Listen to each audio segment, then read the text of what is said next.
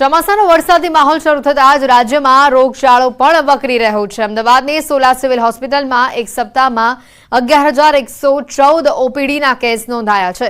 ઓપીડીના કેસીસમાં 10% વધારો થયો છે। ડેન્ગ્યુના 158 સેમ્પલ લેવામાં આવ્યા, જેમાંથી 26 કેસ પોઝિટિવ આવ્યા છે, જ્યારે મલેરિયાના 173 શંકાસ્પદ કેસ નોંધાયા છે, જ્યારે વાયરલ ઇન્ફેક્શનના 1649 કેસ નોંધાયા છે। સોલા સિવિલ હોસ્પિટલના આરએમઓ ડોક્ટર દેવાંગ શાહે ચોમાસાની સિઝનમાં લોકોને ખાસ તકેદારી રાખવાની સલાહ આપી છે। ચાલુ અઠવાડિયામાં ઓપીડી આ વખતે 11,114 દર્દીઓ હતા। ઇન્ડોરની અંદર 1,172 દર્દીઓ હતા। ડેન્ગ્યુના કેસમાં ગયા અઠવાડિયા કરતાં થોડોક વધારો જોવા મળ્યો છે। આ વખતે સસ્પેક્ટેડ 158 હતા, એમાંથી 26 પોઝિટિવ દર્દી ડેન્ગ્યુના જોવા મળ્યા છે। મેલેરિયાના કેસમાં કોઈ ખાસ છે નહીં, એક પણ મેલેરિયાનો પોઝિટિવ કેસ અત્યાર સુધીમાં ડિટેક્ટ નથી થયો। ચિકનગુનિયાનો પણ એક પણ પોઝિટિવ કેસ ડિટેક્ટ નથી થયો, અને ડાયરિયાના જે કેસો છે એ આ ગત અઠવાડિયા દરમિયાન 17 કેસો નોંધવા પામેલા છે।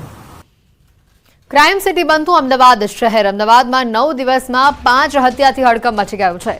અમદાવાદ શહેરમાં વધુ એક હત્યા થઈ છે। શહેરના શાહપુર વિસ્તારમાં હત્યાની ઘટના। પરિવાર સાથે ધાબા પર સૂઈ રહેલા વ્યક્તિની હત્યા કરવામાં આવી। જાદુ ટોણા કરી હેરાન કરે છે તેવું કહીને હત્યા તેને નિપજાવવામાં આવી। અગાઉ પણ આસ્ટોડિયા વિસ્તારમાં માતાએ પતિથી છુટકારો મેળવવા પોતાના માસૂમ 10 માસના દીકરીની હત્યા કરી હતી। બ્લેડથી દીકરીનું ગળું કાપી તેની હત્યા કરી। આ બાળકીનું મોત ગળું કાપાવાથી થયું હોવાનું સામે આવતા પોલીસે રિઝવાનાની પૂછપરછ કરતા હત્યાનો ખુલાસો થયો છે, જેથી પોલીસે દીકરીની હત્યાના કેસમાં રિઝવાનાની ધરપકડ કરી છે। તો બીજી તરફ નિકોલ વિસ્તારમાં પ્રેમ સંબંધમાં નડતરરૂપ યુવકની જાહેર હત્યા કરી દેવામાં આવી। આ હત્યા પોલીસકર્મી અને તેના 2 મિત્રોએ કરી હતી। ત્યારે નરોડા વિસ્તારમાં પણ સામાન્ય બોલાચાલીમાં હત્યાની ઘટના બની। રિક્ષા ચાલકે સામાન્ય બોલાચાલીમાં જ છરી મારી યુવકની હત્યા કરી નાખી। ત્યારે હાલ તો અમદાવાદમાં સુરક્ષા તંત્ર પર અનેક સવાલો ઊભા થઈ રહ્યા છે। ન્યૂઝ 18 પણ આ મામલે સવાલ કરી રહ્યું છે। અમદાવાદમાં કાયદો વ્યવસ્થા સામે સવાલો હાલ ઊભા થઈ રહ્યા છે, ત્યારે ગુનેગારોને કેમ છૂટો દોર મળી રહ્યો છે તે સૌથી મોટો સવાલ। ગુનેગારો સામે પોલીસ કેમ પાંગળી સાબિત થઈ રહી છે? વધુ માહિતી મેળવીશું। નવીન ઝા અમારી સાથે ફોનલાઈન ઉપર સંવાદદાતા જોડાઈ ચૂક્યા છે। નવીન, જે રીતના અમદાવાદમાં કેસો સામે આવી રહ્યા છે, ક્રાઇમ સિટી અમદાવાદ બનતું હોય તે પ્રકારેના આ કિસ્સાઓ સામે આવ્યા છે। નવીન, અમદાવાદની અંદર 5 થી વધુ હત્યાના બનાવો છે તે સામે આવ્યા છે, જેમાં સાબરમતી છે, નિકોલ છે અને અન્ય જે કહી શકાય કે ગાયકવાડ હવેલી, આસ્ટોડિયા, આ તમામ જગ્યાએ 5 થી વધુ હત્યાના બનાવો સામે આવ્યા છે। જો કે હત્યા પાછળનું કોઈ મોટું કારણ નથી, પરંતુ સામાન્ય બોલાચાલી હોય કે માતાની તલાકની વાત હોય, અને ગઈકાલે તો માત્ર કે તમે મારી પર જાદુ ટોણો કરો છો એમ કરીને એક સગાની હત્યા કરી છે। તો આ ચિંતાજનક વાત છે કે અમદાવાદમાં જે રીતે હત્યાના બનાવો જે છે તે વધી રહ્યા છે, અને જેના કારણે ક્યાંક ને ક્યાંક સવાલો ઊભા થાય છે કે આને રોકવા માટેના શું પ્રયત્નો થવા જોઈએ અને કાયદાકીય શું કાર્યવાહી થવી જોઈએ। હેતવી, બિલકુલ નવીન, આભાર માહિતી બદલ। તો આજે અમદાવાદમાં કાયદો વ્યવસ્થા સામે જે સવાલો ઊભા થઈ રહ્યા છે, ગુનેગારોને છૂટો દોર મળી રહ્યો હોય તે પ્રકારની પરિસ્થિતિ અમદાવાદ શહેરમાં ઊભી થઈ।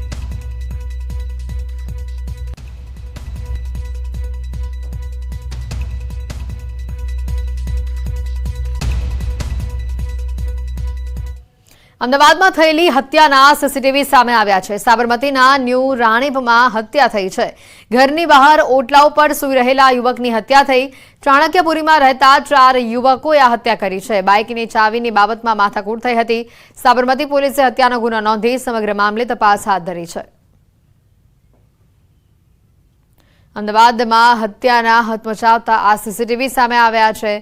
સામાન્ય બોલાચાલીમાં હત્યા કરી દેવામાં આવી હોવાની આ ઘટના। સાબરમતીના ન્યૂ રાણીપ વિસ્તારમાં હત્યાની આ ઘટના, જેના સીસીટીવી સામે આવ્યા છે।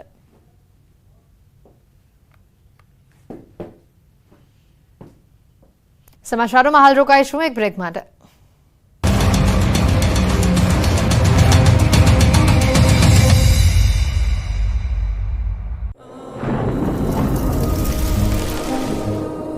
જળવાયુ પરિવર્તનનું જોખમ આપણા દરવાજે પહોંચી ગયું છે। હવે જરૂર છે એક મોટા ક્રાંતિકારી બદલાવની, અને આનો પ્રારંભ થશે 140 કરોડ ભારતીયોથી। આ ક્રાંતિ શરૂ થશે એક વૃક્ષથી। એક વૃક્ષ માનવતા માટે, એક વૃક્ષ આ ધરતી માતા માટે, એક વૃક્ષ આપણા ભવિષ્ય માટે। પ્રોજેક્ટ વન ટ્રી ન્યૂઝ 18 નેટવર્કની એક મોટી પહેલ। ખેતી પાકમાં શરૂઆતી ખર્ચ બાદ કોઈ વધારાનો ખર્ચ રહેતો નથી, તેથી ગીર સોમનાથ જિલ્લાના અનેક ખેડૂતો હજારો હેક્ટર જમીનમાં નવા આંબા વાડિયાઓ બનાવી રહ્યા છે। અમુક નિશ્ચિત અંતરે કેસર આંબાની કલમો મજૂરો દ્વારા લગાવાઈ રહી છે। ત્યારે ન્યૂઝ 18 ગુજરાતી ખેડૂતો અને કૃષિ નિષ્ણાંત સાથે વાત કરી।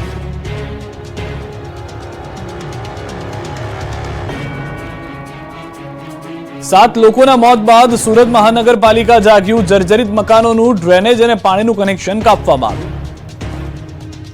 સુરતમાં ઘોડા છૂટી ગયા બાદ તબેલાને તાળા મારવા જેવો ઘાટ ઘડાયો છે। સુરતમાં જર્જરિત મકાન પડતા 7 લોકોના મોત બાદ તંત્ર જાગ્યું છે। સુરત મહાનગરપાલિકા દ્વારા આખરે લિમ્બાઇઝરના અધિકારીની ટીમ માન દરવાજા ટેનામેન્ટ ખાતે મોકલીને પાણી અને ગટર કનેક્શન કાપવાની કામગીરી શરૂ કરી દીધી હતી। માન દરવાજા ટેનામેન્ટ ખૂબ જ જર્જરિત સ્થિતિમાં હતા અને ગમે ત્યારે ધરાશાયી થાય તેવી સ્થિતિમાં હતા। ત્યારે કેટલાક દિવસોથી લિંબાયત ઝોનની ટીમ માન દરવાજા ખાતે પહોંચીને લોકોને સમજાવવાનો પ્રયાસ કરી રહી હતી। મોટાભાગના મકાનો ભાડેથી આપવામાં આવ્યા છે, તો કેટલાક મકાનના માલિકો ત્યાં રહે છે। તેમની આર્થિક સ્થિતિ ખૂબ જ નબળી છે, પરંતુ ટેનામેન્ટની સ્થિતિ ખૂબ જ ખરાબ હોવાને કારણે તેમના ઉપર જીવનું સંકટ તોળાઈ રહ્યું હતું। વહેલી સવારથી ચુસ્ત પોલીસ બંદોબસ્ત સાથે લિંબાયત ઝોનની ટીમ દ્વારા દરવાજાએ પહોંચવામાં આવ્યું હતું। માન દરવાજાએ પહોંચ્યા બાદ લોકોના વિરોધ વચ્ચે નળ અને ડ્રેનેજ જોડાણ કાપવાની કામગીરી શરૂ કરાઈ। ગરીબ અસરગ્રસ્તોને પાલિકાની આ કામગીરીનો વિરોધ કરીને પહેલા વૈકલ્પિક વ્યવસ્થા આપો, પછી જ મકાન ખાલી કરશું તેવી માંગણી કરી હતી, પરંતુ આ વખતે પાલિકા તંત્ર મક્કમ છે અને કોઈ પણ જોખમ લેવા ન માંગતી હોય નળ અને ડ્રેનેજ જોડાણ કાપવાની કામગીરી શરૂ કરી। જામનગરમાં 512 મકાનો મોતના માછલાની જેમ ઊભા છે। જામનગરમાં સુરત જેવી મકાન ધ્વસ્ત થવાની ઘટના ઘટે તો નવાય નહીં, કેમ કે જામનગર મહાનગરપાલિકાની બેદરકારીના કારણે 512 મકાનમાં રહેતા લોકો પર દરરોજ મોત ભમી રહ્યું છે। જામનગરના લાલવાડી વિસ્તારમાં આવેલ 512 સરકારી આવાસ ખૂબ જ જર્જરિત હાલતમાં છે। ઝાડા દ્વારા બનાવાયેલા વર્ષ 2000માં આ આવાસની અનેક છત જર્જરિત છે। કેટલાય જગ્યાએ દિવાલોમાં પોપડા પડી ગયા છે, ક્યાંક તો સીડીની પારપેટ પણ પડી ચૂકી છે। છતાં પણ ભયના ઓથાર વચ્ચે ગરીબ લોકો જર્જરિત સરકારી આવાસમાં જીવન જીવી રહ્યા છે। અવારનવાર મહાનગરપાલિકાને તંત્ર દ્વારા નોટિસ આપી સંતોષ માની લેવામાં આવે છે, પરંતુ સમારકામને લઈને કોઈ કાર્યવાહી કરાતી નથી। નબળી ગુણવત્તાના બનેલા બાંધકામને લઈને સ્થાનિકો પણ તંત્રની સામે મદદ માટે આશ લગાવીને બેઠા છે। રાજકોટના બ્રિજના કામમાં ફરી એકવાર ભ્રષ્ટાચાર। બ્લોકનું કામ લોટ પાણી અને લાકડા જેવું। રાજકોટમાં ભ્રષ્ટાચાર ફૂલ્યો ફાલ્યો છે। હજુ તો ભ્રષ્ટાચારના ગેમ ઝોનની તપાસ પણ પૂરી નથી થઈ, ત્યાં વધુ એક બ્રિજના કામનું લોટ પાણી અને લાકડા જેવું થયું હોવાનું સામે આવ્યું છે। રાજકોટના માધાપર ચોકડી પર બનેલા બ્રિજના કામમાં ભ્રષ્ટાચાર થયાનું સામે આવ્યું। 9 મહિના પહેલા જ બનાવેલ બ્રિજનું કામ નબળું થયું હોવું।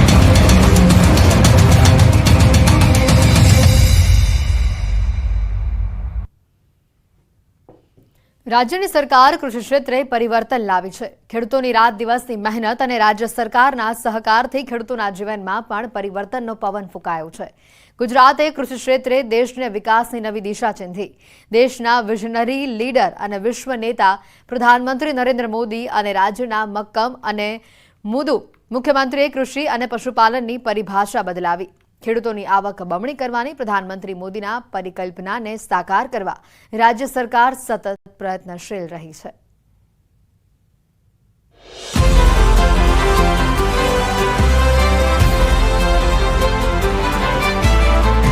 રાજ્યની સરકાર કૃષિ ક્ષેત્રે પરિવર્તન લઈને આવી।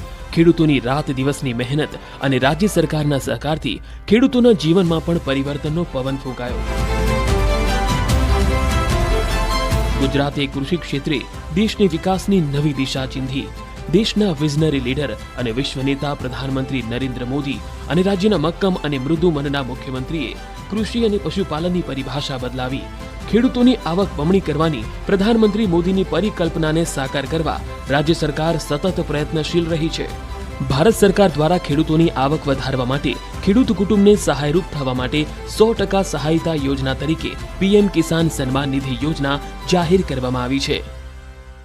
पीएम किसान सम्मान निधि आज दुनिया की सबसे बड़ी डायरेक्ट बेनिफिट ट्रांसफर स्कीम बन चुका है। अभी तक देश के करोड़ों किसान परिवारों के बैंक खाते में 3.25 लाख करोड़ रुपए जमा हो चुके हैं। જમીનની ફળદ્રુપતાને જાળવવા માટે કેન્દ્ર અને રાજ્ય સરકાર પ્રાકૃતિક ખેતીને પ્રોત્સાહન આપી રહી છે. ગાય આધારિત ખેતીથી ખેડૂતો આગળ વધી રહ્યા છે. ગાય આધારિત ખેતીથી જમીનની સાથે લોકોનું આરોગ્ય સુધારવાના પણ પ્રયાસો કરવામાં આવી રહ્યા છે.